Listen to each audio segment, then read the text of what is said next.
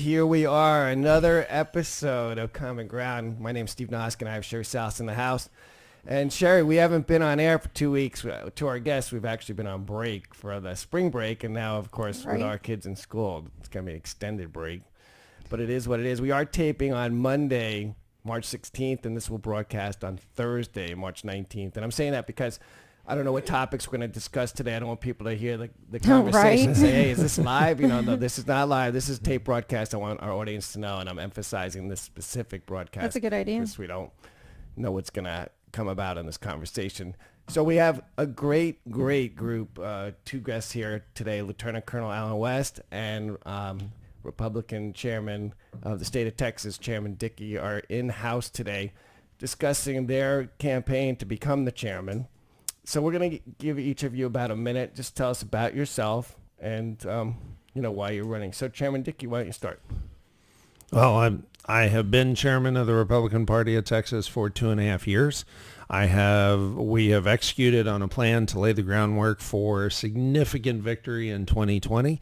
And for whatever reason, the election is just a few months before 2020, and I absolutely want to see this through. I want to continue executing on the plan that will provide for victory from the White House to the courthouse, reelect President Donald Trump, reelect Senator Cornyn, continue our victories and our majorities in the Texas Senate and the Texas House. In fact, win back some of those seats and make sure that we continue our huge congressional supermajority in Texas and that we grow that as well.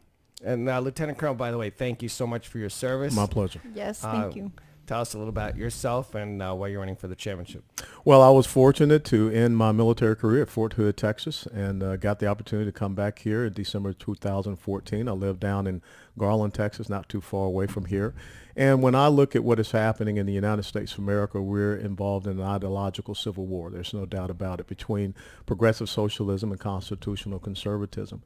And the front line of that ideological civil war is right here in the great state of Texas. It's so important that we have a strong, conservative, red state here in Texas that can push back against this movement that we see that is overrunning in our major urban population centers.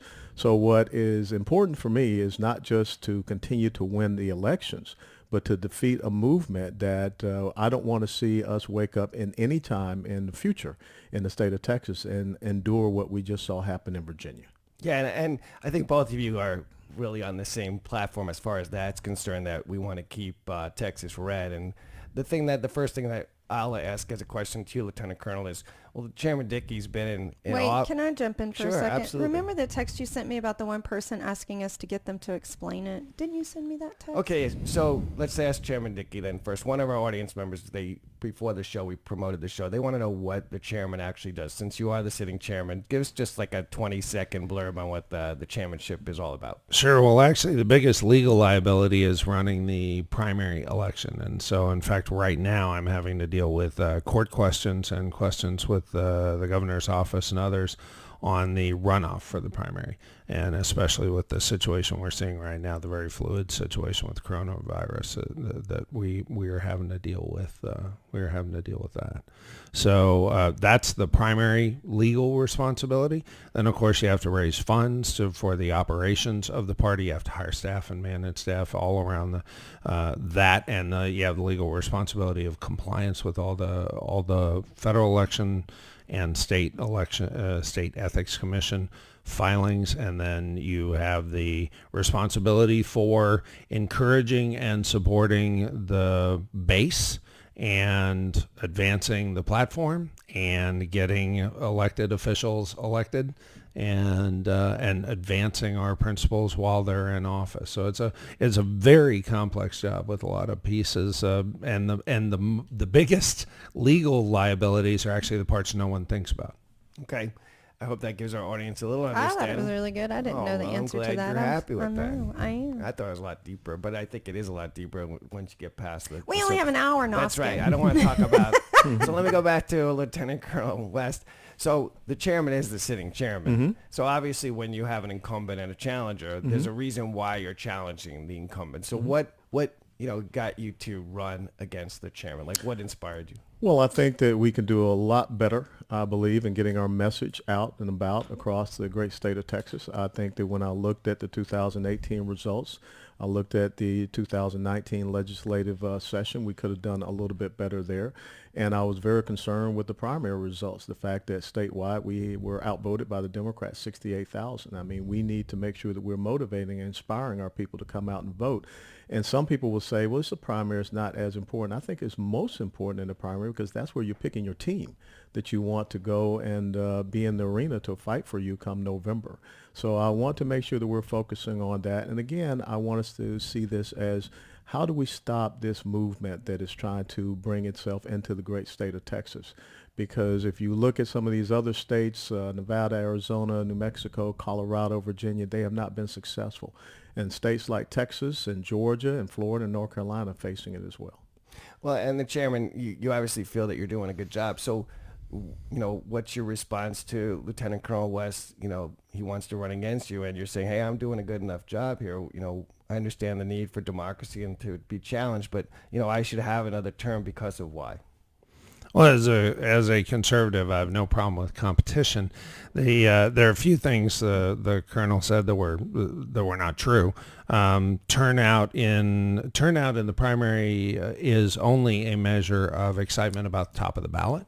It's not a measure of excitement all the way through. In fact, in the last time that we had a similar situation where the Democrats had a big fight at the top of the ballot and the Republicans did not was 2008. 2008.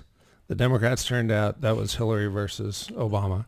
Democrats turned out 700,000 voters more than they turned out this time, even though the total registered voters in Texas are up by 20%. So clearly on their side, even with a big battle, they had a drop in excitement. So if you're measuring excitement to excitement, that you need to look at a similar race. And in that race, theirs dropped by 700,000. Ours increased by 700,000. So if you're measuring, are Republicans more excited? Clearly they are, because without the battle at the top, we still had a 700,000 increase in Republicans. And also, it's not the primary election that is most important because it selects the team. It's the candidate recruiting and training that selects the team. And we did an exemplary job. In fact, we did the biggest job the Republican Party had ever done with that. And because of that, we had over double the number of candidates on our primary ballot that the Democrats had, and while simultaneously having a drop in primary fights. We succeeded in doing what we need to do to keep Texas red, which is we made sure incumbent Democrats were challenged, that we did what we needed to do to expand the party, to grow the party by going into neighborhoods we had not been because we are challenging incumbent Democrats. And all that work doesn't happen in the middle of an election year. It happens a year and a half beforehand, and we did that. But see, I'll take umbrage to the fact I did not say anything that was not true. I mean, we did have 68,000 more Democrats vote against the Republicans. But you said that was a reflection of a lack of excitement. I think it was a reflection of a lack of excitement because one of the things that's either disingenuous or stop. It's not disingenuous. That is disingenuous. Or it shows a lack of awareness of 2008. It was a lack of awareness as well, because I had many people that I brought that out to say I did not know what the primary is about. I had Donald Trump was unopposed, and so I did not come out. So that's where it comes back to us explaining to people what the importance of this primary is. And again, it is about us getting out there and making sure that we are showing overwhelming strength, that we're showing that we're picking a solid team that's going to go out there. And that's not telling a lie. We were outvoted by 68,000. So is it your argument that if we had outvoted them, that would predict everything was great? If we had outvoted them, it would have showed that we had a momentum, we had an enthusiasm, more so than they did. And there is no excuse, sir. There is no excuse, Chairman. Then you will appreciate that in the 2018 election that you earlier said was terrible. In the 2018 election, we had 50% more votes in the primary. You lose 12 state House seats. You lose 2 state Senate seats. You asked me to wait. 2 U.S. congressional seats. You lose 56 judgeships. That's not success, sir. When you say a drop, you say having less primary vote. But that's not success. You say having less primary vote means a bad signal. In 2018, we had a lot more primary vote. If so you had read a political argument last week, talked about that. There was an article from Politico that talked about that, how the So Democrats you're believing felt Democrat talking points? No, I'm not talking about Democrat talking let- points. But those are. But You're again, quoting no, Politico. I'm not quoting Democrat talking points. You're What I'm quoting saying Politico. is, if you believe that it's not important to understand the goals and objectives and what your opposition is saying, then you're putting your head in the sand and you're exposing a very bad part of your And anatomy. I'm saying you're playing victimhood. I'm not playing by victimhood. Quoting The only Democrat people- talking points. No, I'm not quoting Democrat talking points. I'm talking You about. quoted Politico. Well, I can't quote a news media outlet that is saying this is what the Texas Democrats want to do. They're Okay, saying so that's I what the should not Democrats are talk saying. about the fact that Michael Bloomberg is going to dump $8 million in the state of Texas with every town for gun safety because he wants to flip the Texas State House and he's focusing on Dallas County and Houston County. You can say he said that, but he also he's told doing all that. he also told all of his employees he'd be paying them through November, and he's not. Well, I don't care about the employees. I'm talking No, about my point is them doing Bloomberg's a exactly liar. the. Mike Bloomberg So- dumped $2 million in Virginia and did the exact Yeah, he same did. thing. Now he's saying he's going to dump $8 million in the state of Texas and Dallas He's County, saying Houston. that. They're doing it. He's saying that. No, they're doing it. Okay, what He's else? not Okay, following so through. we're gonna move Now on to a that he's different lost question. the presidency, he's the not other following question, through. Did you have a question before my I show? did. Go Okay, ahead. so to your comment about how the job is to rally the people, get them to run, That's actually. one piece. I know. Yeah. And I saw that. I actually did, because this isn't our first show. We've done a lot, and I've had to, I've sent so many emails trying to get people to come on the show. So my question is this, for me personally, locally, I voted in the Republican primary, and I noticed something in this race that it definitely is a bee in my bonnet. I'm not happy about it. There was a gentleman sitting out at my voting location, which happens to be located near our only elderly retirement community in Frisco. And he had a sign that said, the Republican Voter's Guide. And then you went and got this guide, and it was actually a piece of paper that had a pack. And they didn't have all Republican candidates on there. They had a selected few. And I want to know what you two have to say about that, because you basically are trying to vie for a position that represents the Republican Party. And there were a lot of my Republican friends who spoke out about this because they said the Republican Party does not endorse specific Republican candidates, but that had happened and it had been allowed. And I'd just like to know So what you're you talking two- about specific PACs?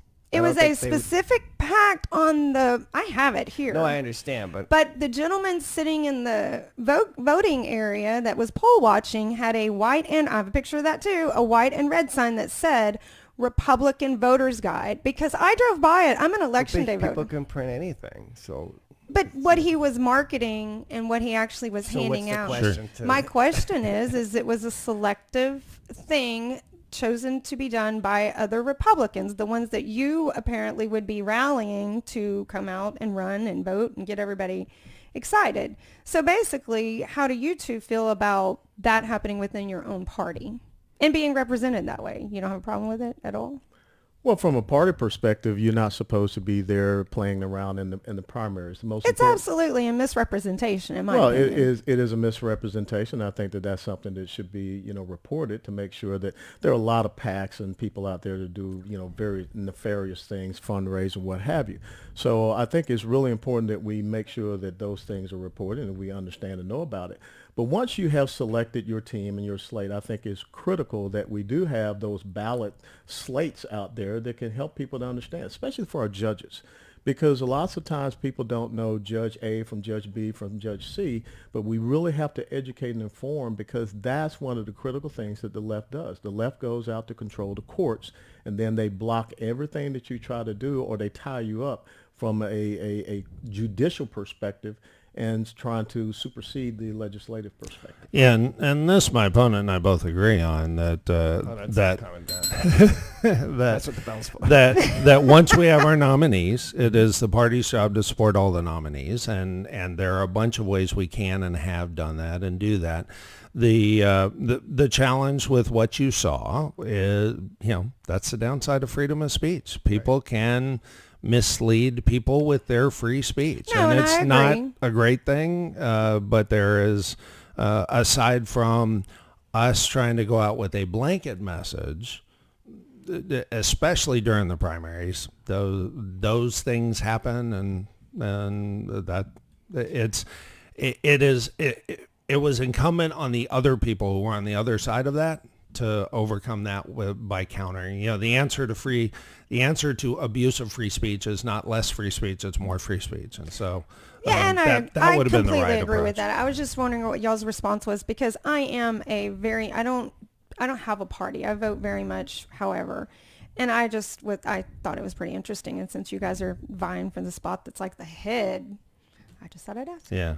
But especially in a primary, somebody taking sides in that primary, we have to stay out of that. I think the major concern that a lot of our audience will have is that, Texas is the firewall. Let's just face it. It is. If we Absolutely. go blue, it's done. So what would you do? I'll ask Lieutenant Colonel first. What would you do to make sure that this so-called purple wave that's coming in and some liberal policies that are being introduced in the State House and other places within the state, how do we confront that as a party? What would you do initially to try and combat that wave?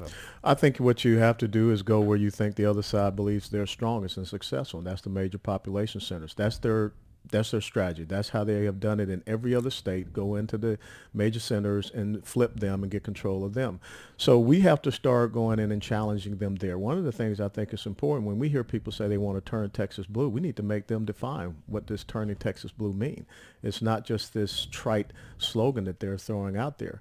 And it's really critical also that we get in and we talk to some of these corporate and business leaders that have moved here recently from California, Illinois, New York, New Jersey. Think about Toyota North America that has just moved in right down the road in Plano, and of course all of the effects you see of the employees that are moving into areas like Prosper, McKinney, and what have you.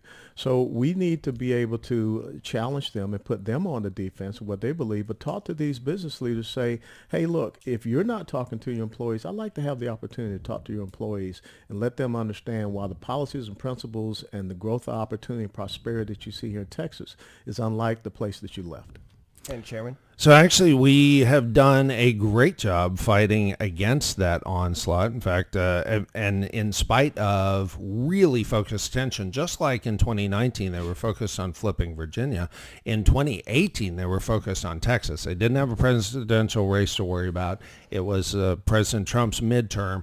They really aggressively came after Texas. I mean, O'Rourke had $40 million more than Cruz, and yet we were still able to make sure O'Rourke didn't win. Now, he had too much carryover benefit because we still had straight ticket voting, and so all of the work he did and all the staff he had in those urban and suburban areas had more effect than we would have liked. But that's in spite of the congressional level and above. There was another $150 million of Democrat money that came from outside Texas to try to flip Texas. And so for us to have withstood that onslaught of an overwhelming amount of money and minimize the hit that we took from that, and then turn around and come up with a plan for how to deal with that. That's why we have been doing, I'm glad that my opponent agrees. So we should be working in urban, suburban areas, because that's what we've been doing for the last couple of years. That's where we started our voter registration efforts. We've already registered 70,000 more Republican voters. We have a lot of evidence that once those are registered, that they turn out at 86% at the next general election. So that is 50-something thousand extra Republican voters in urban, suburban areas. So we already know what we're going to have. We have taken what we learned from what O'Rourke did, the number of staff he had, the number of volunteers he had, where he had them. We've already learned from that, and that's why we're executing a plan where we're going to have 280 paid staff by June, way earlier than ever before an election. For comparison's sake, Governor Abbott had the biggest staff by a mile. At the peak, at the very end, had half that much staff that we're going to have out this June. That staff, we're also leveraging volunteers at a level the party hasn't leveraged volunteers in decades. All those are things we have learned. We are using all the enemy's tools and experience against them, and it is working. And we've actually seen that it's working as we are winning in urban and suburban races, and we have been for the last few months. Do you have any comments to what the chairman said? Well, it was interesting. I was just down in DeSoto, Texas, which is South Dallas on the other side of Trinity River. And I was speaking there with the Southwest Dallas County Republican Club, led by a great young man just came in there, Troy Jackson. And Troy was a little frustrated because he had not been getting a lot of support from the Dallas County Republican chairman and a little bit of support from the Republican Party. But what was great was that there were probably about 125 people that were there, a little small Mexican restaurant. 25-30% were black conservatives. And I think that what we have to do is to really start fertilizing the ground there. And this is something that may take a couple of years, a generation, because where we see ourselves in America, especially in the inner cities, I grew up in the inner city of Atlanta, Georgia. This is something that's been going on for the last 50, 60 years. So we have to go back in and stay there. One of the great things that the current RNC chairman, Ronna McDaniel, did was she opened up offices in Flint, in Detroit, in minority neighborhoods. And when you show that flag, literally, that you're there, then you start to make those inroads in the community. So it's not just about, running candidates down there. It's about fertilizing the ground so that you can have success, not just in the now, but projecting all into the future. I heard Candace Owens speak at the Denton County Republican meeting conference. I was there. That was really good. And I think that's really good that she's out there saying, hey, you know what? The blacks have benefited from the Republican Party. There's no reason why we shouldn't be more active. And I think the party needs to reach out to all minorities and all people. And that brings me to my and next we question. are actually. And in fact, I love the fact that in Dallas alone, we had 3 black congressional candidates. We've actually got a black congressional nominee in Dallas. We have a black congressional nominee down in Houston as well.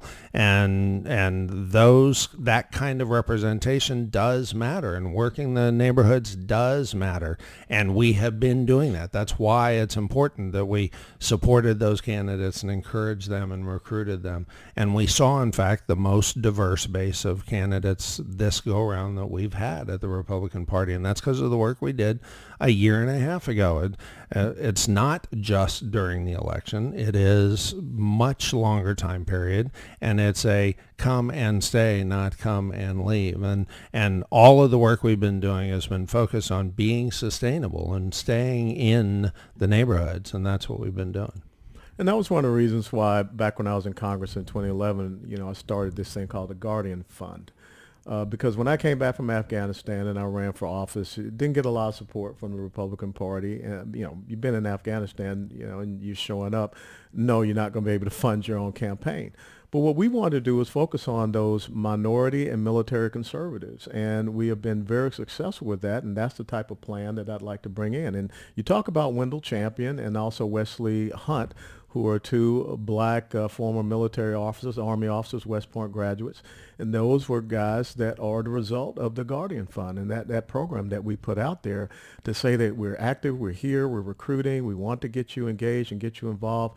And we want to put those guys in those districts, those areas that we really have not had, that much attention paid to previously. I think that Mr. Champion has a great opportunity to go up against Sheila Jackson. And don't leave Trey Lee. Penny out. He's I know. also Well, fantastic. I know Trey Penny personally, but I'm talking about military guys. First and foremost, but Trey Penny, a doctor, former Dallas police officer. I've worked with him on several things up here with the Dallas PD, and but that's what we want to do. We want to find those young men and young women that can be the role models and examples, especially in these inner city communities. Well, as the challenger, is there anything that you would do differently than presently the Texas? Well, I think the most important thing is to continue to build upon and make sure that you have a solid presence. One of the things I talk to a lot of Republican clubs is we've got to, I don't like the word outreach. Outreach, basically means you show up in whatever respective, Black History Month, Hispanic Month, and then you come back 2 months before the election. What I want us to have is policy inclusiveness, consistent engagement in these communities. Why aren't we looking at those after-school reading programs? Why aren't we looking at all of these things that are so necessary? Why aren't we looking at, the Big Brothers type of program for a lot of these young men that don't have, fathers and role models in their families? So that's what I want us to start seeing us do. And policy inclusiveness, we've actually been on the forefront of criminal justice reform, which has been the big thing that President Trump has been able to make the biggest headlines with, the biggest inroads with, and it's something the Republican Party of Texas has been working on for a couple of years now. And ever since I've been elected, we have been working to advance criminal justice reform. I mean, I testified for the latest iteration of the Sandra Bland Act, and that is those kind of steps, which are both conservative and important to the black community. Those are initiatives that we have been doing and have been doing for a while. And that's why I want to inspire the legislators here in the state of Texas to get school choice, something passed. When you saw the president give an opportunity scholarship to that young 9-year-old girl brought up in the inner city of Philadelphia, no father, single black mother. Right. That's the type of thing that we have to start doing because, an education is the key to equality of opportunity. Then another thing I think we can really work hard on, which has decimated the black community, is the murdering of unborn babies. When you think about the fact that Margaret Sanger, an avowed white supremacist and a racist who founded Planned Parenthood, yet 71% of those clinics are located in the inner city communities, that's an issue that we should be fervently running on and communicating and talking with our brothers and sisters in these inner city communities about. And we absolutely have been. But do we have stats on how the minority community is served via the other things Planned Parenthood does, like birth control, all of that?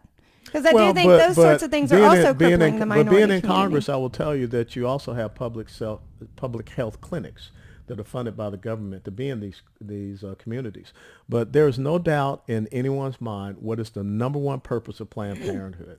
The number one purpose of Planned Parenthood is not the routine and regular women's health. No, I'm not arguing that. I'm just saying if I think about the minority community, I would think that some of the other things offered also have a massive impact, was all I was asking, if maybe you had numbers on that. Like, for example, is it non-existent is what I was wondering. If it's non-existent, then that makes your argument even stronger, which is kind of why. Well, I would question, why would you have 71% of your clinics in specific neighborhoods if, No, I get it. And when you look at the numbers since 1973. It is convenient. I'm not arguing. Roe versus Wade, 20 million black babies murdered. I'm glad you brought up education, because that was something I wanted to ask you guys about, because I am one of those purple voters, I guess. And and me personally, and a lot of people that I talk to, the state of education in Texas is something that compels a lot of my voting and a lot of my friends' voting.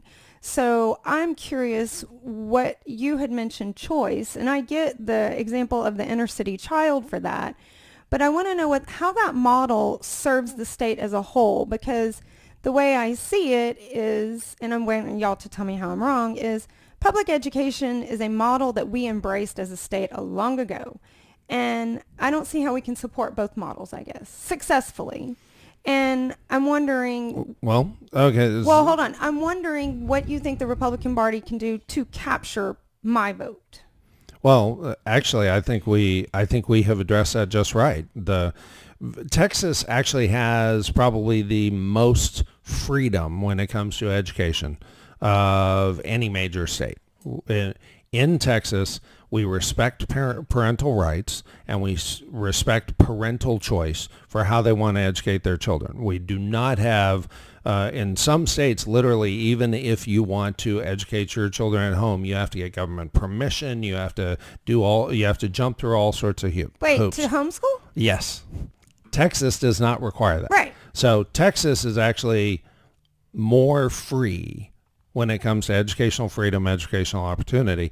And our platform balances that very carefully with advancing educational freedom and protecting educational freedom and educational opportunity. Make sure we do not put any of that at risk, while also encouraging competition. We know as conservatives, competition always produces a better result. In fact, the Texas Constitution requires that the legislature pay for a free and efficient method of public education. Right. Well, that's public education has been free for the recipients. It has been very expensive for the state. It has not been efficient.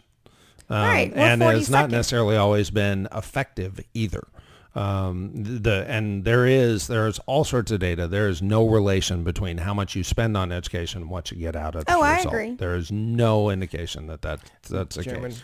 Well, I'm a living model of that because being brought up in the old Fourth Ward of Atlanta, that's the same neighborhood that produced Dr. Martin Luther King Jr.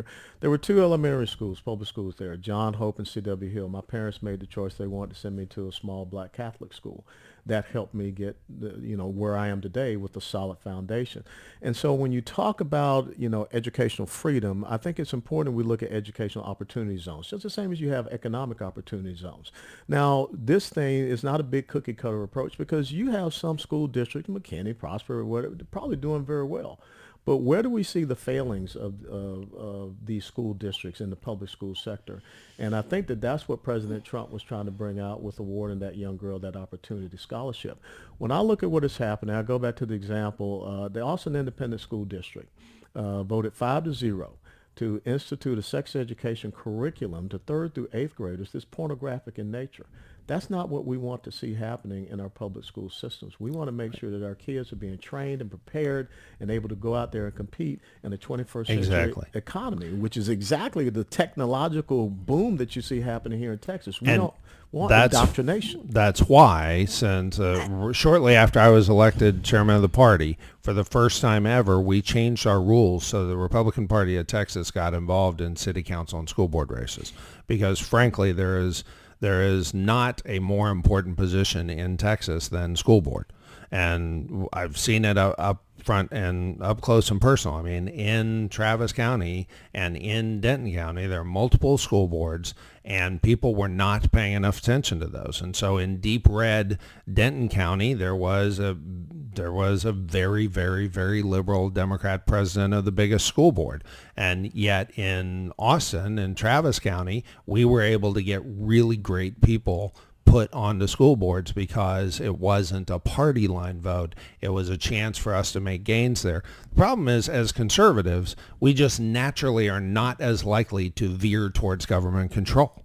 I mean, when I volunteered to serve on a town council board in Flower Mound in Denton County, I was the only conservative on the Environmental Conservation Board. And I was glad I was, because before I'd gotten there, they were starting to debate about how they could take over, tree sizes on people's private property, ignoring the fact that it was people's private property. And so, we as conservatives have to pay more attention to levels of government that we otherwise would not like to. And so what I've done at the party, we got our rules changed so that we could participate, and we got involved. We got involved in city council and school board races all over the state because it is so important that we not leave stuff like the, Travis ISD to going nuts. I read the Travis Austin ISD. Yeah, Austin I read ISD. AISD's content. I know exactly what you're talking about, and I agree. No. But I guess my point to you guys would be, being a purple voter, is you're talking about me. A couple of years ago, I had an issue with my daughter, and it was bad in Frisco, which is an amazing ISD, one of the best. Love FISD. But it just got to a point where it wasn't working, and so we had actually looked at private, and it was going to be $17,000 a year, and I was like, oh my gosh, I'm one of those people that I get my choice would be in the conversation right now. But then I started really analyzing the weeds of our state of education in the state, and I got mad, and we got her transferred to another school, and it has been perfect ever since. But I'm still angry about that, because to me, when I went back and really got into the weeds of the little areas that failed my daughter in the public school, I'm sorry, I don't think it was necessarily a specific campus issue necessarily. I think it's a lack of leadership from top to very bottom. Well, you wouldn't be voting for them. And anyway, that's what the board is for. The board is for hiring the superintendent and setting that, and the superintendent's responsible for hiring those principals. Moment here. I'm not just trying to gripe. I'm just saying. But when you're a purple voter, no offense to the guests here, they get voted in by the delegates of the. I get that, but we are talking about the purple wave and No, I trying to get understand. rallied Republican I understand. voters. I was Right. trying to get us But focused. again, I it's- think that you bring up a great These point. are the but- guys that will go out and rally to get the True. people that are going to run. But and I think you bring up a great point because everyone should want the best for their child. And if we don't see that the best for their child is available, then what are the choices? What are the options that we need to make sure that parents have? And there shouldn't be impediments and obstacles and things of that nature. I agree. Wow. I just don't think that would be such a topic if we weren't 42. Okay. If it weren't. And at that point, we're going to take a little hard break here. We're still live, so what should you guys say? But we are going to take a break right here. We're at almost 30 some odd minutes, and we just want to mention our sponsors. Our premier sponsor that helps pay for the show, by the way, is called Elevated Roofing. They're up here in North Texas. I don't know if you guys are familiar with Elevated Roofing. They're strong Republican backers, just so you know. They're very strong. They're very active in many campaigns up here. So if you don't know them, you should really get to know them because it could be good people for you to know anyway. I won't go too far into that. But Elevated Roofing, they're the complete service group. And talk about conservative principles. I mean, these guys, that when you have a hail damage like you do in Texas, they aren't the ones that come knocking on your door. They're not like the car salesman of the roofing industry. They're the ones who actually do by referral. So they're not the least expensive guy. They're not the most expensive guy, but they do the best job. And I personally had them on my house, and tremendous people as far as service, taking care of your roof. Efficient. They did the gutters, the painting. I mean, they take care of the whole situation, work with the insurance carriers. So we'd like to thank Elevated Roofing, and if anybody has a roofing need, please contact them at 469-200-0582. And Sherry's going to tell us about Bell and Sparrows. Real quick. Bell and Sparrow. I'll try and do it quick. Bell and Sparrow is a non-profit, faith-based, founded by women for women. Basically what they do is they go out and reach and grab women that are recovering from incarceration, addiction, a lot of other things, abusive relationships. They prop them up. They teach them. They support them, put them in a state so they can go back out and be successful in society. They have their annual golf tournament coming up on April 28th, 2020. It is at 12 p.m. at Canyon Creek Golf Course, and they have several levels of sponsorship that you can buy from tables down to a single, which is $150. Yeah, Bell and Sparrow is pretty unique that they empower these women, and their sponsorship's actually paid by an anonymous sponsor for them, so they don't take any of their proceeds and pay for the sponsorship. So please go out and I encourage you to support this worthy charity, bellandsparrows.org. And lastly, Brace Humanity is a local company, entrepreneur who's building up his brand. It's men's and women's bracelets. It's made from Stingray and Napa leather and Yachting cord from the oldest yacht company in England, and he makes these very nice men's bracelets. Please check it out at bracehumanity.com. I think that's quick. We'll have to give them extra time at the next show.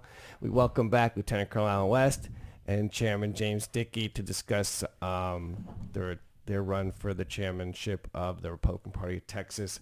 My first question out of the gate, second half here is, Lieutenant Colonel, what would you introduce or change as far as the Republican platform for the state of Texas? Do you like everything the way it is? Would you like to see changes? Shouldn't they call them planks? How would you... Planks. We learned planks from the a Log lot Cabin show. Yeah. Well, it's not my business to change anything. That's driven from the grassroots on up. That's where you start now with the precinct conventions, the Senate district or county conventions.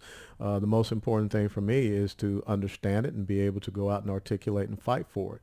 I want to make sure that we can, the priorities have to align with those platform planks, and let's make sure that we reduce any kind of redundancies or duplicities that are there, so that we can have a solid, strategy and a game plan going forward. So no, I'm not about changing anything. I just have to go out there, and one of the important roles of the chairman is to be that voice of those people that put that plank and those resolutions together. And Chairman? Actually, we've already got a team working on getting ready for the state convention and making sure that they're prepared to take all that input that's coming up from our Senate district and county conventions, which are coming up soon.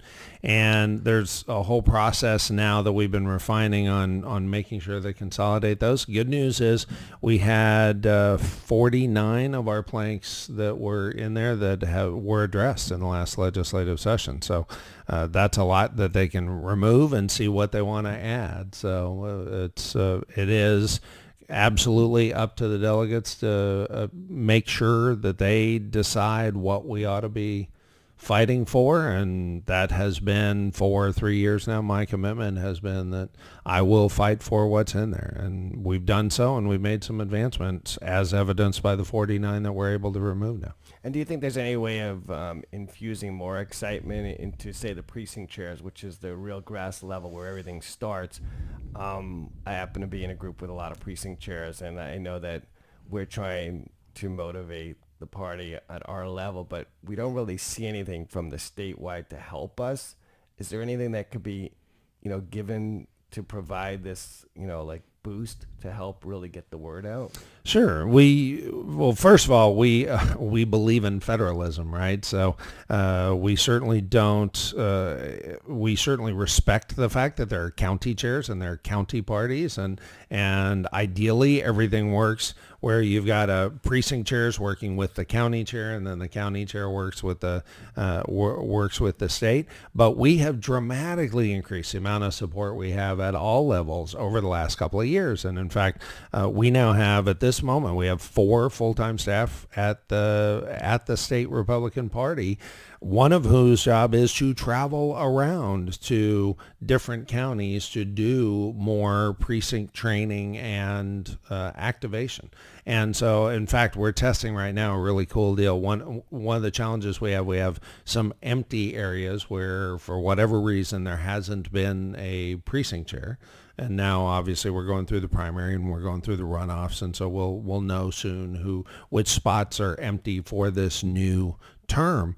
But we have found a pretty successful data model that we've tested out in Houston and in Austin that helps us pretty quickly not just get someone who's willing to serve as a precinct chair, but someone who is willing to really be an activist as precinct chair, who is willing to block walk, who is willing to host coffees, who is willing to do the work that a precinct chair is supposed to be doing to help activate and excite and turn out their neighborhood. That is the job of the precinct chair. As a former precinct chair, I can tell you, when I block walked hundreds of homes in my precinct, there were far too many of my neighbors who said, I've never heard from a precinct chair before. I didn't even know I had one. What is that? Right. And that's, frankly, we should get to the point where no one hears that anymore because everybody's heard from their precinct chair. And so we're doing some efforts to help precinct chairs do mailings to their neighborhood, to increase the training that we have available and the support that we have available for precinct chairs. And we've been rolling that out in the areas of the biggest need. We started in the most urban areas, and it's working so far. And Lieutenant Colonel, how would you encourage more grassroots through precinct chairs or other means? Well, I think you got to get out there with them, but I think also one of the things we could start is like a little Prager University. And that way you have the little videos that go out and they talk about, the county chairs, the precinct chairs, the roles and responsibilities, so that you can always have, lots of times people just with their busy schedules can't, go and be wherever, but they can always go and they can download and say, okay, now I understand, here from the nose down to the toe, this is my duties and responsibilities as a precinct chair. And then also I think it's critical that at least once a month, maybe twice a month, Texas is a big state, but you got to get out there and you can have an area or a region and you invite some of these precinct chairs to come out and look at you eyeball to eyeball, and you talk to them about some of their concerns and also how you can help them in their areas. And I don't want to see any precinct chair position be gapped anywhere in the state of Texas. And by all means, go to Texas GOP's YouTube channel, and you can see a bunch of those training videos are available on that channel. And check out our event calendar map on our homepage at texasgop.org. You can see an entire map, a statewide map of events near you, including the trainings and events that I've been doing across state. I've done 376 of them in 121 different towns and cities. And Terry Holcomb is also full-time out doing that. In fact, he's doing some this week now. So I just want to get into, because you are running against each other. So Lieutenant Colonel, what differentiates you from your opponent? Like, if people are listening to our podcast, they're going to say, well, what does Lieutenant Colonel bring to the party of the state that the chairman presently doesn't do? What separates you? I think there's an enthusiasm, there's an energy, there's a resolve that I will bring. There's a sense of leadership that's been honed with 22, almost 25 years with 3 trips into combat. So if you understand leadership principles from a combat environment, I think they transition very well to lead an organization in a tough time, as we see right now, fighting up against the progressive socialist left. The fundraising, since I got back from Afghanistan, I've raised over $50 million in congressional races and also conservative causes, and I think that's key. When I was in Congress, I was invited to come out here to Texas for fundraisers. So I want to make sure that the people here in Texas are supporting their Republican Party of Texas and not just having people come here from whatever, Senate or U.S. congressional races. So I want to inspire people and show them that there will be a great return on investment of what they're doing right here in the state of Texas. So I think that we can increase our fundraising even more, and we can be a model for the rest of the United States of America. And how do you answer that, Chairman? From what he's saying, he's saying his leadership skills, that's why he's running basically against you, his fundraising ability. Do you obviously you don't agree with that? How would you respond to that? I think obviously my track record has shown that I've been able to do more of this kind of fundraising than anyone else has been able to do with this organization, of this kind of fundraising. Also, frankly, I've gotten better results with my fundraising, and so that is both elements on that. In terms of leadership, I think the number of candidates and the quality of candidates who have been willing to step up, the kind of partnerships that I've been able to put together, the kind of teamwork that we've been able to enable, I think shows that the leadership capability is absolutely there. And the big mission, the core mission that I had when I ran for this was to increase the impact of the Republican Party of Texas. And we have done that in every facet. We've increased the impact of the Republican Party of Texas in the legislative session, and we've increased the impact of the Republican Party of Texas in the electoral front. And that's from soup to nuts. That's from recruiting and supporting and training candidates to actually winning races, and we're seeing it now.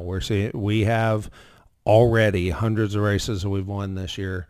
The Democrats just weren't even in. We have the lowest number of unchallenged incumbent Democrats we have ever had. We have the biggest cash on hand we have ever had, and we have the biggest team that we have had in years, and it's working. It's growing to be even bigger. And from President Trump and his team on down, everyone is working together well. And how do you just respond to the chairman's comments that everything's going great? I thank you for running, Lieutenant Colonel, but we got this under control. Well, again, I would say that if everything was going great, we would see more success. We would not see the other side being enthused about believing that they can do something that they should not even consider doing here in the great state of Texas. We should not have any of our cities here in the state of Texas completely controlled by the left. And that's what we see happening. We have to do a better job of getting our message into these major urban population centers. That's going to be critical going forward. If there was one thing that saved Joe Biden's campaign, it was the black vote in South Carolina. And that is what enabled Hillary Clinton to lose, was the lack of the black vote.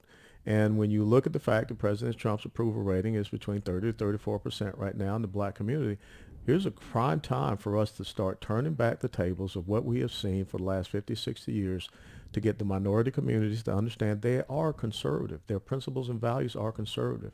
So why would they want to continue to seek out victimization when they can be victors in their communities and their families and what have you? So I think that we have to be very strong messengers of this. And I just would hope that finally the Republican Party would understand that, we don't have to compromise, appease, acquiesce, and negotiate with this other side. We can stand up and we can take them to task because they have been failing. So many people in the United States of America, and they're doing it also here in the state of Texas. And there's no reason why anyone should be moving here to Texas and wanting to embrace the policies that are failing in the states that they left. Well, and that's exactly what we've been doing. That's why, years ago, even as Travis County Chair, we took the battle to, and for the first time had a booth at the Juneteenth parade there. That's why we started recruiting candidates on the east side of Austin. That's why we have made a point to recruit candidates and volunteers and precinct chairs and support them in all neighborhoods across Texas. And we are making the gains, and the president is the right one, and this is the right time to see us make big gains in all communities, and we are seeing that now. The Hispanic community in Texas Republicans have a fantastic history with that, and we are growing that even more.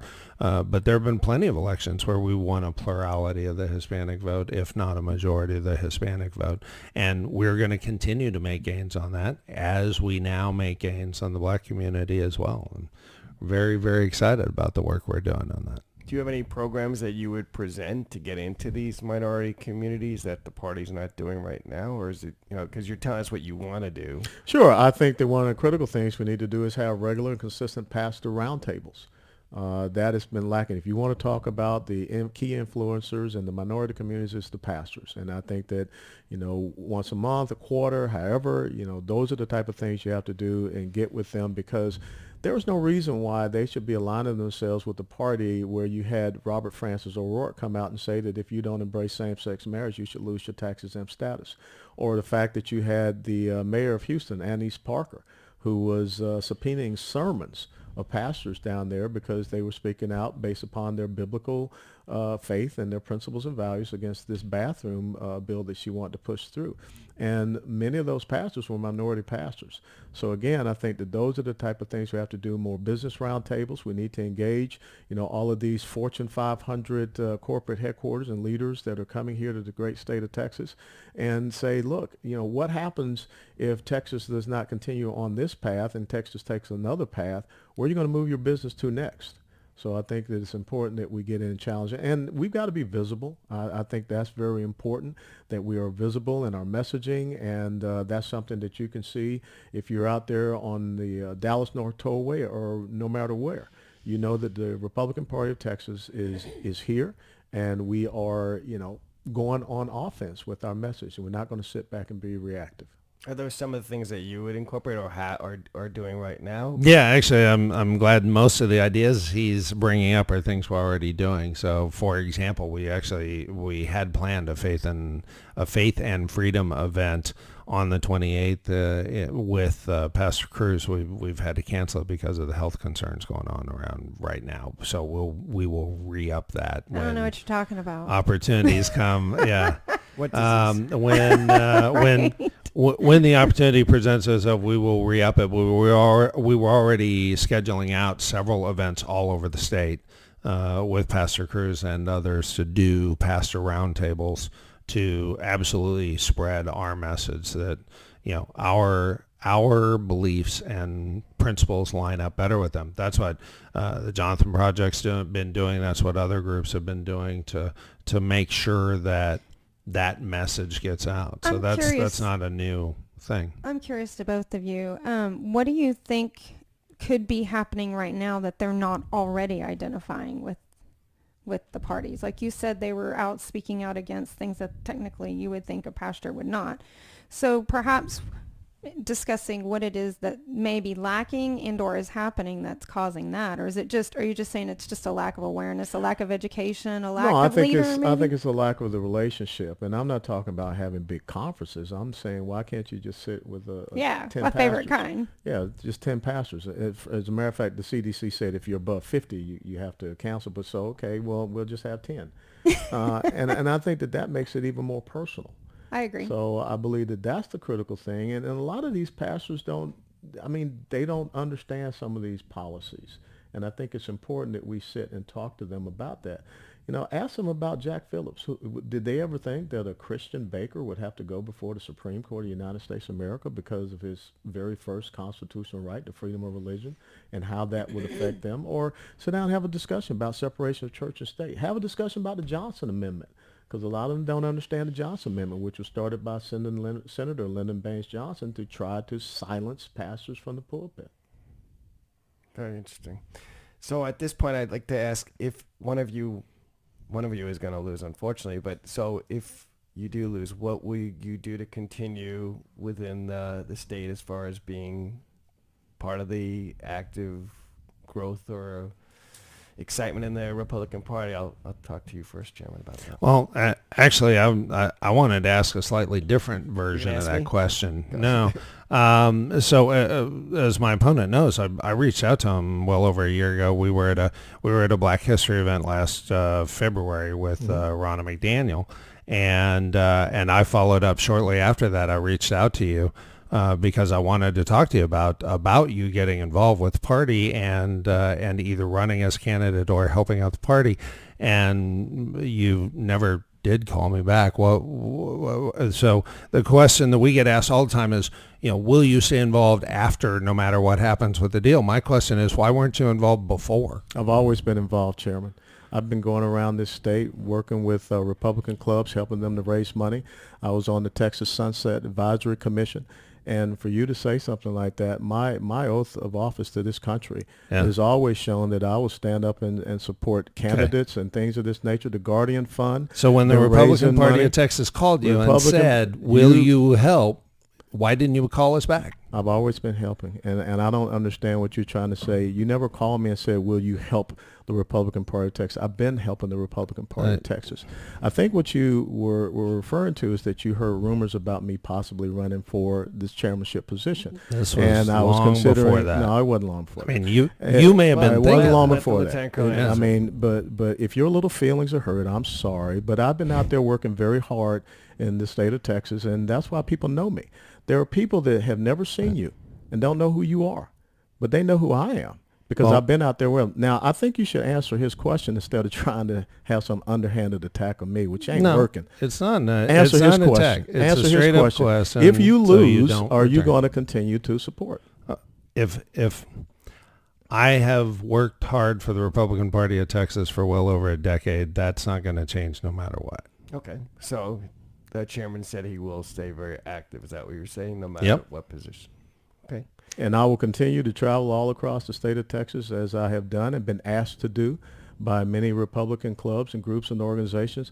We will continue with the Guardian Fund, which will raise up the next generation of minority and military conservative candidates all across the United States of America, to include some of the great candidates that we have here in the state of Texas. Okay. Do you have any other questions, Sherry? Oh, no. You're good? I have so much to say. I know, it's only all an hour going around in my head. Okay. So we actually have to wind down the show. So I'll give you each about a minute to tell our audience, why you're running and why they should support you and how they could find out more information about you. So we'll start with you, Chairman. Absolutely. So in the last 2.5 years, we have made the Republican Party of Texas more effective, more impactful than it had ever been before. There's still a long way to go, and we have the plan, and we are executing the plan to continue to do that, to reach that goal of having more and more of our legislative priorities reached, to have more and more of our elected officials victorious, and not just for now, but for the future. The reason why we put focus on city council and school board races, the reason why we put focus legislative priorities and platform planks is because we are building for the long-term future. The changes that we're getting done are systemic changes. The reason why we've got people doing training, the reason why we've expanded the tools available for candidates, the reason why we've recruited candidates and trained candidates is because we are building for the future that Texas needs and deserves, that we can produce for another 20 years the kind of policies and the kind of results that have made Texas the beacon that it is. And the good news is people who have moved here, they have been drawn by it, and those who move here are as Republican. We just need to get them involved, and we have built the programs, including the voter registration, the training, the candidate recruiting, all of that at a level the party had never seen before, and that's what's going to build a bright future, and that's what I'm dedicated to, is a bright future for Texas. And where can people find more information about you? JamesRDickey.com, and my number is 512-623-0276. And Lieutenant Colonel? And Steve and Sherry, thank you so much for having me here. And when I look at where we are in Texas, we should not be in this position. It's because we have shown some trends in our most recent election cycles. So I think it's important that we have a boost of energy. I think it's important that we overhaul this engine, we give it a little octane boost, and we get out there and we go humming down the road like we know we can. This is about leadership. This is about vision. This is about going out and being a fighter on a battlefield. And I will tell you, having been on battlefields across this world, this is a more important battlefield. It's an ideological battlefield that if we lose here in the state of Texas, like you said, it's a bulwark. Texas is going to pick up 3 more congressional districts. We want to make sure those congressional districts and the drawing of them are controlled by a strong Texas State House and Texas State Senate. So the reason why I'm running is to fight for this great state of Texas, to fight for liberty, freedom, and fight for the future of my daughters and your daughters and sons and grandchildren. So go to westfortexas.com and let's join in this fight together to hold Texas and hold the nation. Okay, Sherry, any closing remarks before we close this great show now? Sanitize. Sanitize, people. Definitely. Come on, we've people. got our, I want America to turn in some awesome numbers, like just get it going and turn in better numbers, like low numbers, like, you know. You mean on the coronavirus, not on the Yes. voting, right? Yeah, well, no, So- yes, voting too. Yeah. No, high numbers. No, not low numbers, high numbers. yeah, yes. yeah, sorry. So thank you again, Lieutenant Colonel Alan West and Chairman James Dickey, for joining us today on Common Ground. I think it was pretty enlightening for our audience. Thank you so much. My Everybody pleasure. take care. My God bless. pleasure. Yep.